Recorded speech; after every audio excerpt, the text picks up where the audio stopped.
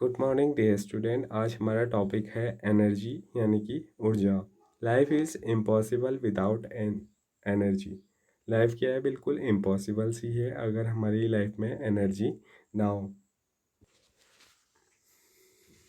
The demand for energy is ever increasing. Where do we get energy from? जब भी energy की demand हमारी body के अंदर बढ़ती है तो हमारे अंदर एनर्जी कहाँ से आती है? The sun is the biggest natural source of energy to us. Sun क्या है? सबसे बड़ा बिगेस्ट और नेचुरल रिसोर्स है एनर्जी का हमारे लिए। Many of our energy resources are derived from the sun. बहुत सारे एनर्जी के जो रिसोर्स हैं या सोर्सेस हैं वो एनर्जी डिराइव करते हैं सन से। We can also get energy from the nuclei of atom, the interior of the earth. इसके अलावा हम जो एटम के न्यूक्लियाई हैं और इसके अलावा जो इंटीरियर पार्ट है अर्थ का वहाँ से भी, और एंड द टाइड्स। इसके अलावा जो टाइड्स ओशियंस में या सी में देखने को मिलते हैं वहाँ से भी हम एनर्जी क्या करते हैं, कंज्यूम कर पाते हैं। Can you think of other source of energy? क्या आप इसके अलावा कुछ और सोर्स ऑफ एनर्जी के बारे में सोच सकते हैं? Yes, there are many other sources like plant source, nuclear source, water source. There are many types of energy sources. The word energy is very often used in our daily life, but in science we get it a definite and precise meaning. हम energy को अपनी daily life में normal words में लेते हैं, but यहाँ science के अंदर हम इसको डिफाइन कर सकते हैं एक प्रिसाइज मीनिंग के अंदर। Let us consider the following example. When the fast moving cricket ball hit a stationary wicket, the wicket is thrown away. क्या होता है जब कोई क्रिकेट बॉल से किसी स्टैम्प पे लगती है तो क्या होता है, विकेट क्या हो जाता है, गिर जाता है। Similarly an object when raised to a certain height gets to capability to do work. You must have seen that when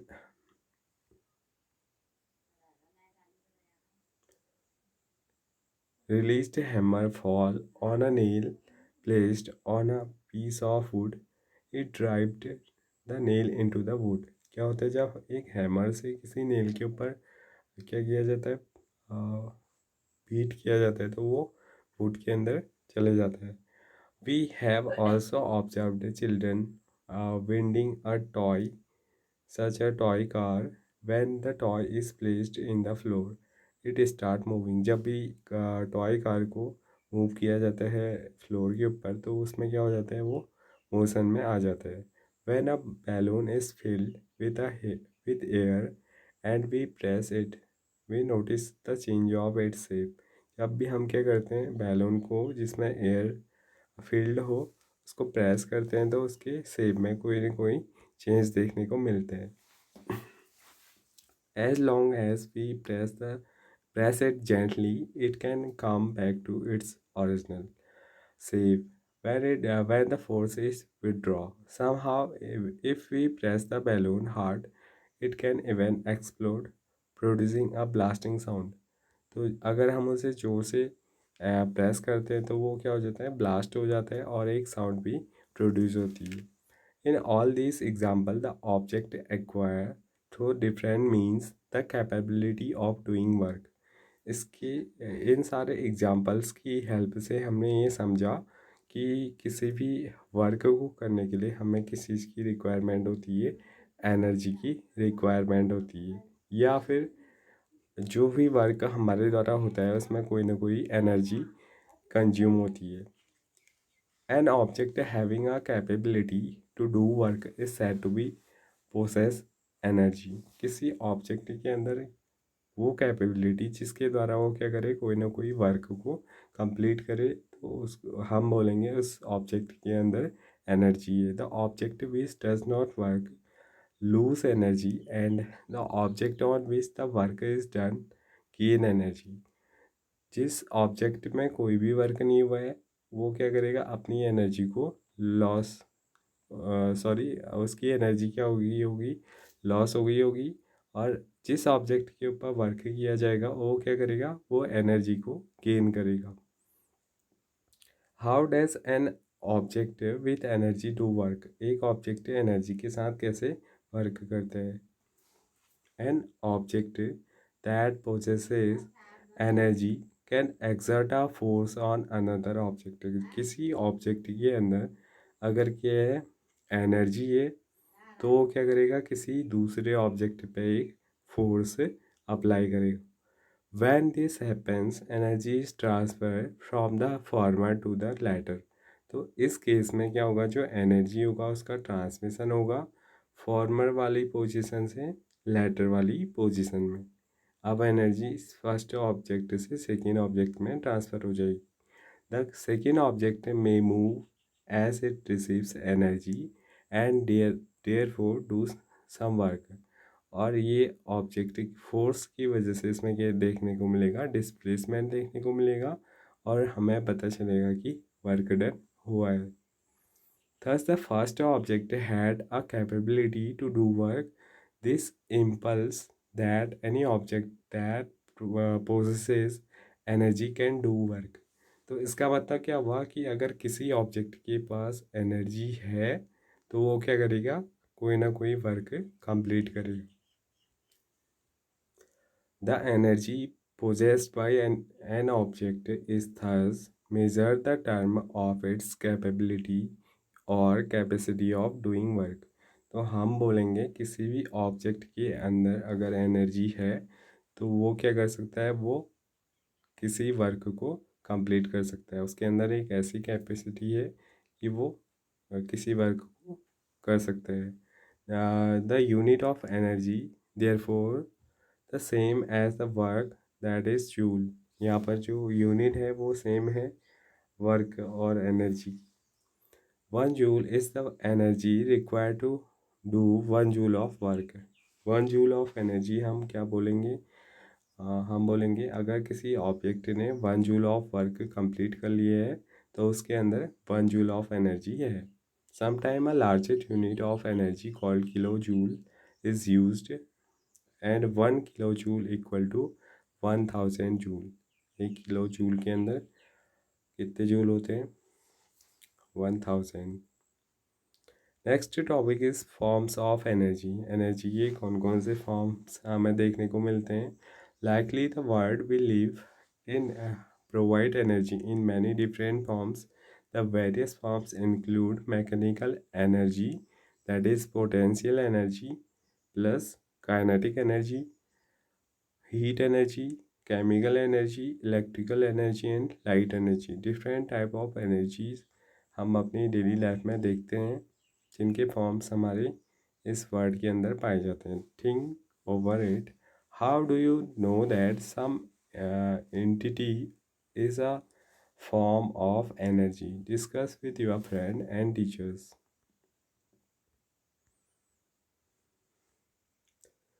तो मैकेनिकल एनर्जी अगर हम बात करें, मैकेनिकल एनर्जी दो टाइप से हम उन्हें देख पाते हैं। फर्स्ट काइनेटिक एनर्जी और सेकेंड वन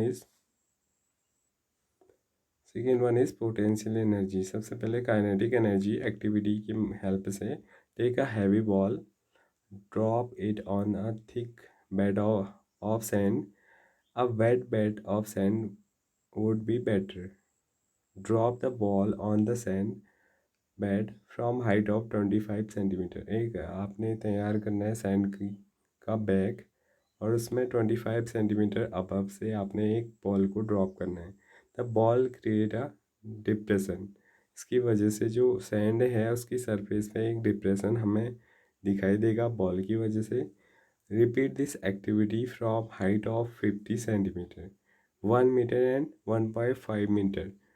अब आपने डिफरेंट पोजीशन से उस बॉल को दोबारा ड्रॉप करना है। Ensure that all the depressions are distinctly visible. और हर बार में जो डिप्रेशन है वो अलग अलग पोजीशंस में करना है। Make the depressions to indicate the height from which the ball was dropped. और हर एक डिप्रेशन को आपने मार्क भी करना है कि आपने उसे कितने हाइट से ड्रॉप किया था।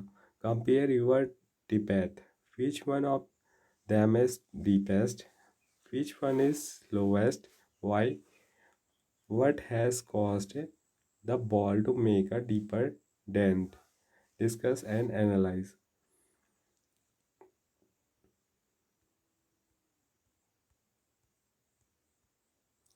A moving object can do work.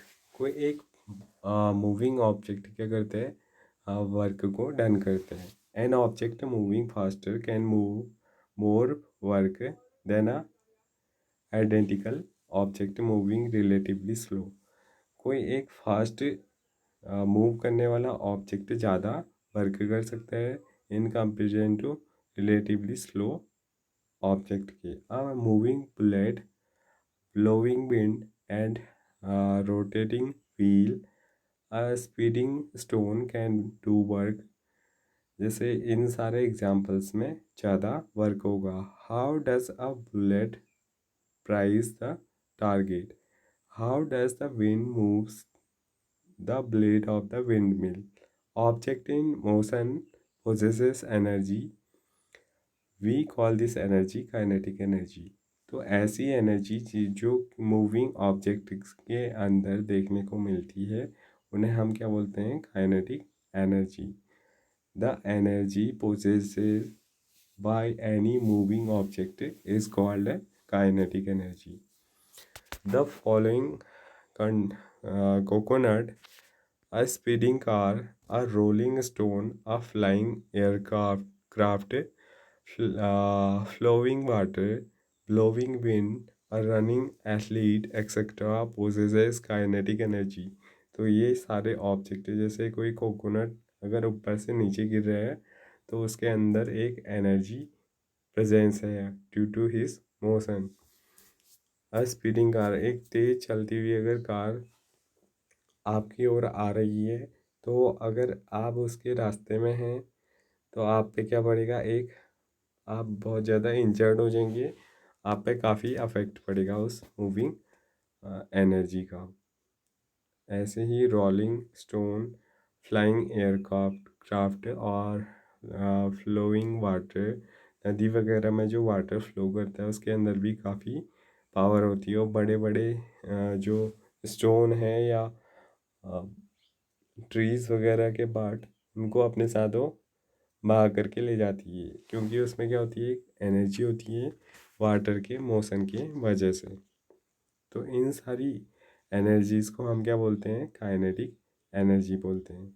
In short, kinetic energy is the energy possesses by an object due to its motion. The kinetic energy of an object increases with its speed. तो ये किस पे depend रहती है, speed पे depend रहती है directly. जैसे जैसे स्पीड को इंक्रीज़ किया जाएगा वैसे वैसे काइनेटिक एनर्जी भी इंक्रीज होते जाती है। How much energy is possesses by a moving body by virtue of its motion. By defining we say that kinetic energy of a body moving with a certain velocity is equal to the work done on it to make it acquire that velocity। किसी एक object की जो certain velocity के साथ move कर रहा है उसकी काइनेटिक एनर्जी किसके इक्वल होती है, जितना वर्क डन उसके ऊपर किया गया है। ठीक है, जितना वर्क डन उस वेलोसिटी को एक्वायर करने में किया गया है वो इक्वल होती है किसके बराबर, काइनेटिक एनर्जी के बराबर। तो यहाँ पर ये लेक्चर कंप्लीट होता है, इससे आगे नेक्स्ट वीडियो में देखेंगे। Thank you.